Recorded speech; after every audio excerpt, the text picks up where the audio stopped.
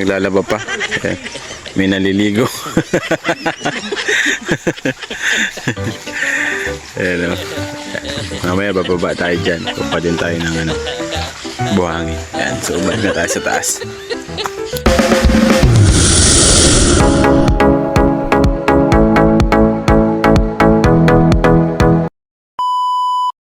So ayan po, dito po kinukuha yung buhangin na dinadala doon sa Gabon. Ayan, dito sa amin. Ayan, dyan po yung kinukuha sa ilog. Inaahon dito. Ayan, buhat-buhat lang. Tapos isasako na, ilalagay na dito sa hauler. Ayan, siya na po yung magdadala sa Morales compound. Ayan. May pa manihingal. Google.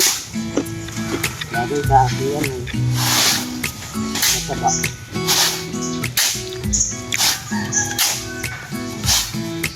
Nagpulibig ka na kayo ng 40. 35. Buto na pati ang tepon si Kalbo. Bye-bye. Ano Kalbo?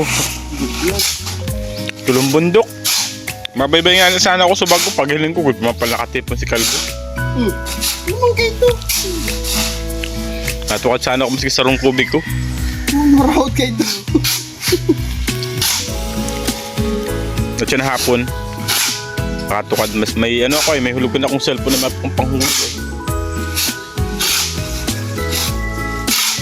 Kala ko katabang mo Kalbo si Iboy. Hindi. Hindi na. Hindi mo kami nagtrabaho ka. Kaya akong customer kasi baybay ko lang nawalat na. Kaya yan nag-compete. Kasi mo sinaipon. Ayan, yan po yung dinideliver doon sa ginagawang pabahay ni Daddy Donut.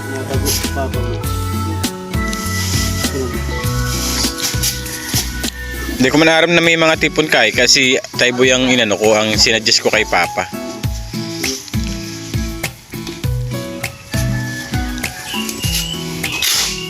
Timbol lang kuman paka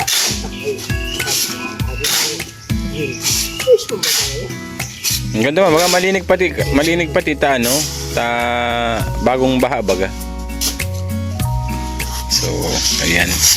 Dito po nakagaling yung buhangin na ginagamit doon sa ginagawang bahay ni Daddy Donut. Kung makikita nyo po, yung pinagkukunan ay napakalayo po niyan.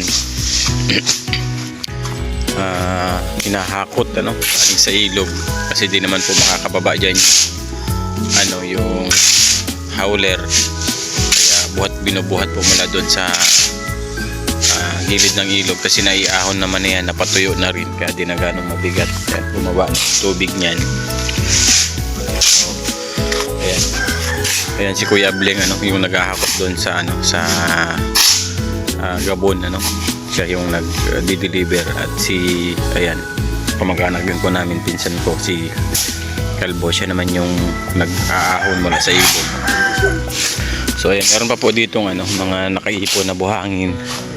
Kung mapapansin nyo, talagang medyo yung daan mahirap and kaya sinadjust din po natin kay Papa na dito na lang magkuha kasi ito po talaga yung hanap buhay namin dito sa totoo lang. Ayan, nahinto lang din ako trabaho dito kasi yun nga po, hindi tayo ganong pwede magbuhat ng mabigat tagal na 2020 ayan, na-detect tayo na hindi tayo pwedeng magbuhat ng mabigat. So ayan po yung ibang ayan, dito kinukuha yung buhangin. Pero nandun po sa ibaba yung niyan, yung pinaka ilog malayo pa. Tinataas lang dito para patuyuin. Ayan, doon malayo pa doon, kukuha doon. So hirap po kasi yung mga sasakyan pagbaba. Ayan, kaya hakot muna po ng mga si Kwatuto isa nating tsuhin din po yung naghahakot ng buhangin. Meron pa po dyan nasa baba pa nag-aahon. Ayan, puntahan ko din po yung yung isang pinsan ko din na nag-aahon din ng buhangin. Ayan. American. Babalikan ko.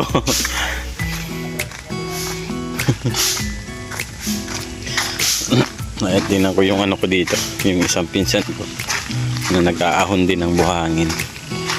Ayan. Ayan kung ano, ayan talagang kahirap po ng pagkuha ng buhangin. Ayan, nakaipon na oh. Mamaya mag-try din ako mag-ahon ng buhangin ano, para meron din tayong ano, kita. Ayan, ayun. Doon sa ibaba. Ayan po, yung isa kong pinsan na nag-aahon ng buhangin. Ayan. Malalim pa nga po yung ilog oh. Tsaka malamig. Ayan oh. Ayan, ganyan po yung ginagawa namin. So baka magbalik na rin tayo dyan sa ganyang trabaho. Ayan. Lalo pa ngayon ano, kailangan ng buhangin doon sa pinapagawang bahay ni Daddy Donut. So ayan. Dito na po natin ano, pinakuha si na Jess kay Papa ano, kay Daddy Donut para meron naman pong kita ano. So balik na tayo dito sa taas. Ayan. Medyo hinihingal na din tayo. Yan po yung ano natin oh. So ayun na si Kuya Bling, dadali na yung ano doon, buhangin kala Daddy Donut. Yan.